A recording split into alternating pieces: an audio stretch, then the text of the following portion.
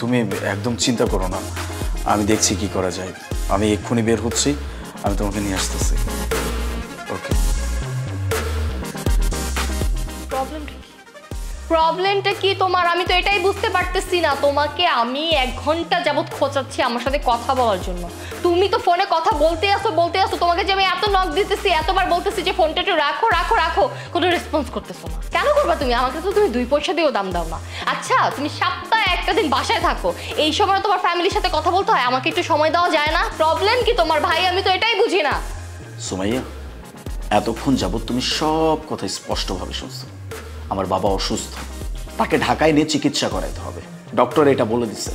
এখন আমি যাচ্ছি আমার বাবার কাছে, বাবাকে এখানে নিয়ে আসবো, আমি চিকিৎসা করাবো। আরে বাবা রিল্যাক্স, তুমি এত রাগ করতেছো কেন? বসো, তুমি একটু ঠান্ডা হয়ে বসো। দেখো আমি তো খারাপ কিছু বলি নাই, আমি তো ভালোর জন্যই বলতেছি। তোমার বাবা বয়স্ক মানুষ, 2 দিন পর পর অসুস্থ হবে, এটাই তো স্বাভাবিক না এটা? আর তাছাড়া সে গ্রামে থাকে, ছোট থেকে বড় হয়েছে গ্রামে, সবকিছু তো অভ্যস্ত গ্রামে। সে তো শহরে এসে আবার গ্রামে গেলে অসুস্থ হয়ে যায়, তুমি তো খুব ভালো করেই জানো। আর তাছাড়া বাবা তো নতুন অসুস্থ হচ্ছে না, তাই না? 2 দিন পর পরই বাবা অসুস্থ হয়ে যায়। কেন হয়ে যায়? এই যে তুমি যে একটা হ্যাসেল করো, বাবাকে গ্রাম থেকে শহরে আনো, শহর থেকে আবার গ্রামে পাঠাও, এটা কি উচিত বলো? আমি তো ভালোর জন্যই বলতেছি, তাই না? তোমার মাথা ঠিক আছে? তুমি কি বলতেছো? আমি তো ভালোর জন্যই বলছি, তাই না অলিভ? আচ্ছা তুমি একটা কাজ করো, তুমি না বাবাকে গ্রামের একটা ভালো ডাক্তার দেখাও, ওইখানেই বাবার সেবা যত্ন হোক, লোকজন দেখবে, সমস্যা কি, চিকিৎসা টিকিৎসা ওইখানেই হোক। এখানে শুধু শুধু বাবাকে আনার কি দরকার?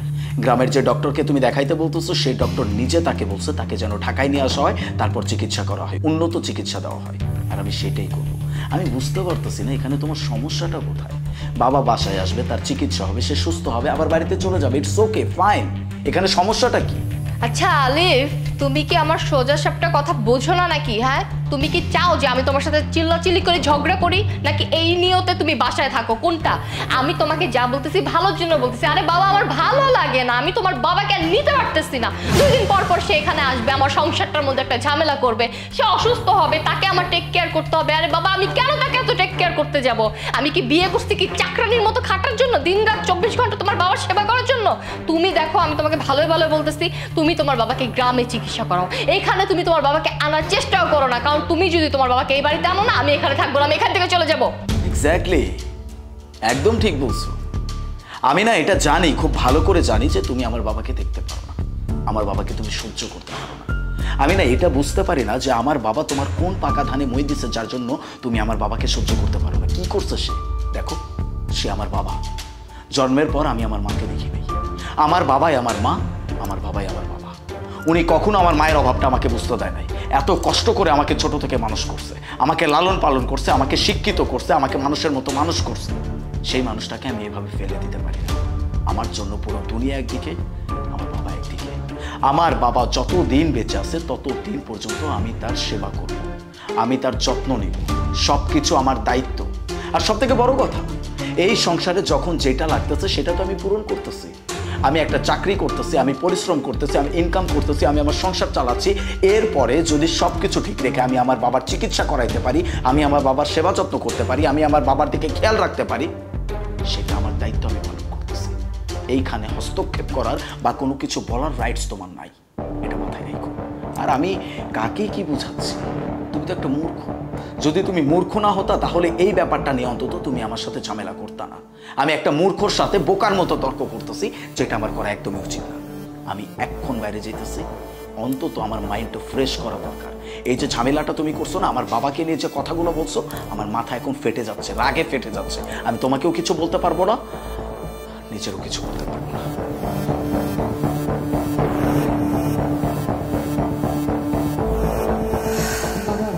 বেশি খারাপ লাগতেছে তাই না? তোমার শরীরের কি অবস্থা করছো? আচ্ছা তুমি তাড়াতাড়ি রেডি হয়ে নাও, চলো ডাক্তারের কাছে যাবো। সুমাইয়া, আব্বা, আপনি? আসসালামু আলাইকুম। ওয়ালাইকুম আসসালাম। কেমন আছেন? আলিফ দেখো না, বাবা কত অসুস্থ, বাবাকে এই জন্য আমি গ্রাম থেকে নিয়ে আসছি, বুঝছো? বাবাকে ডাক্তার দেখাতে হবে। দেখছো আমার বাবার কি অবস্থা হয়েছে? আমি বাবাকে নিয়ে ডাক্তারের কাছে যাবো। তুমি একটা কাজ করো, প্রাইভেট একটা হসপিটালের ডাক্তারের অ্যাপয়েন্টমেন্ট নাও। আমি কোনো সরকারি ডাক্তারের কাছে কিন্তু যাবো না, আমার বাবাকে আমি ভালো জায়গায় ডাক্তার দেখাবো। তাড়াতাড়ি করো। হ্যাঁ হ্যাঁ, অবশ্যই। কি বলো তুমি? আব্বা অসুস্থ আর তার চিকিৎসা করাবো না, এটা কিভাবে সম্ভব? অবশ্যই চিকিৎসা করাবো। আব্বা, আপনাকে ছোট্ট একটা ঘটনা বলি। আমার একটা বন্ধু আছে, ও বিয়েও করছে।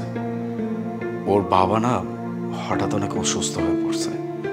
ও যখন ওর বউকে বলছে যে তার অসুস্থ বাবাকে গ্রাম থেকে ঢাকায় নিয়ে আসবে, চিকিৎসা করাবে, তখন না তার বউটা এটা সহ্য করতে পারে নাই। তার বউ তার সাথে অনেক ঝামেলা করছে।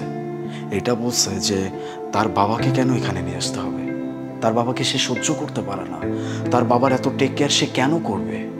কিন্তু অপরদিকে যখন সেই মেয়েটার বাবা হঠাৎ করে অসুস্থ হয়ে পড়লো, তখন সেই মেয়েটার কোনো কিছু চিন্তা না করে সোজা তার বাবাকে গ্রাম থেকে নিয়ে আসলো। কেন জানেন? ঢাকায় নিয়ে এসে তাকে উন্নত চিকিৎসা দিবে। আপনিই বলেন, কাজটা কি আদৌ ঠিক হয়েছে? না না বাবা, এটা একদম ঠিক করেনি। শ্বশুর তো তার নিজের বাবার মতন, তার উচিত ছিল তার শ্বশুরের নিজের বাবার মতন দেখাশোনা করা। এই ছোট্ট একটা বিষয় আপনার মেয়েটাকে একটু বোঝান না। মানেটা খুব সহজ আব্বা। এটা আমার কোনো বন্ধুর গল্প না, এটা আমার নিজের গল্প। এই যে আপনার মেয়ে আমার বাবাকে সহ্য করতে পারে না। সে ছোট্টবেলায় আমার মাকে আমি হারাইছি। মায়ের আদর ভালোবাসা কখনো পাইনি, কিন্তু আমার বাবা কখনো আমার মায়ের অভাবটা আমাকে বুঝতে দেয় নাই। অনেক ভালোবেসে মানুষ করছে আমাকে, কখনো এতটুকু কষ্ট আমাকে পাইতে দেয় নাই। আমি যখন যেটা আবদার করছি আমার সামনে হাজির করে দিয়েছে। সে নিজে কষ্ট করছে, আমাকে কষ্ট পাইতে দেয় নাই। এই মানুষটা তার বয়সকালে এসে দিনের পর দিন অসুস্থ হয়ে পড়তেছে। আমি চেষ্টা করতেছি তাকে চিকিৎসা করানোর, তাকে ভালো ডক্টর দেখানোর, কিন্তু গ্রামের ডক্টর ডিরেক্ট এবার বলে দিছে আমার বাবাকে ঢাকায় নিয়ে এসে উন্নত চিকিৎসা দিতে হবে। আমি যখন আপনার মেয়েকে এটা বলছি, আপনার মেয়ে কি বলে জানেন? সে নাকি আমার বাবার কোনো টেক কেয়ার করতে পারবে না, আমার বাবাকে আমি আমার বাড়িতে আনতে পারবো না। আমি শুধুমাত্র আপনার মেয়ের জন্য আমার বাবার কাছ থেকে দূরে থাকি, আমার বাবাকে আমি আমার ভাষায় দিয়ে আসি না। কিন্তু এই মানুষটা যদি আমার চোখের সামনে এরকম অসুস্থ হয়ে ধুকে ধুকে মরে যায়, এটা আমি কিভাবে সহ্য করব? আজকে আপনি অসুস্থ বলে আপনার মেয়ের কত চিন্তা। সে আমাকে এটা পর্যন্ত বলতেছে কোনো সরকারি হসপিটালে আপনার চিকিৎসা করানো যাবে না, ভালো একটা প্রাইভেট হসপিটালে ভালো ডক্টর দেখাইতে হবে। তার যদি নিজের বাবার জন্য এত চিন্তা হয়ে থাকে, তাহলে আমার কেন হবে না? আমিও তো আমার বাবার সন্তান। সেই মানুষটা তো আমাকে জন্ম দিচ্ছে, আমি তার জন্য কি বা করতে পারছি? এতটুকু আমি তার জন্য করতে পারি নাই। সেই মানুষটা আমার কাছে কখনো কিছু চায় নাই, কিন্তু এখন আমি কি তার চিকিৎসাটাও করতে পারবো না? আমি আপনার মেয়েটাকে এটা বোঝাতেই পারি না, শ্বশুরকে শ্বশুরের চোখে নয় নিজের বাবার চোখে দেখা উচিত। আমিও কিন্তু আপনাকে আমার নিজের বাবার চোখেই দেখি। আপনি কখনো বলতে পারবেন আমি আপনাকে অসম্মানিত করে কোনো কাজ করছি, কোনো কথা বলছি? নেভার, কখনো না। আপনি চিন্তা করবেন না আব্বা, আপনার মেয়ে এমন বলে আমি যে এমন হব তা তো না। আপনার চিকিৎসা হবে, ভালো ডক্টরের কাছে চিকিৎসা হবে। আমি এক্ষুনি যাচ্ছি প্রাইভেট হসপিটালে, কোনো ভালো একটা ডক্টরের অ্যাপয়েন্টমেন্ট নিতে হবে। অনেক কাজ আছে, আপনারা কথা বলেন, আমি আসি। না না মা, তোর এই কাজটা করা একদম ঠিক হয়নি। তোর শ্বশুর তো তোর নিজের বাবার মতনই। আজকে দেখ, আমি অসুস্থ বইলা তুই কত চিন্তিত, ও তো ওর বাবার জন্য চিন্তা করে, তাই না? বাবা, তুমি একদম ঠিকই বলছো। আমি অনেক বড় অন্যায় করছি। আমি এখন রিয়েলাইজ করতে পারতেছি, কারণ তুমি অসুস্থ হওয়াতে আমার এত কষ্ট লাগতেছে। আমি ওর সাথে দিনের পর দিন কত অন্যায় করছি।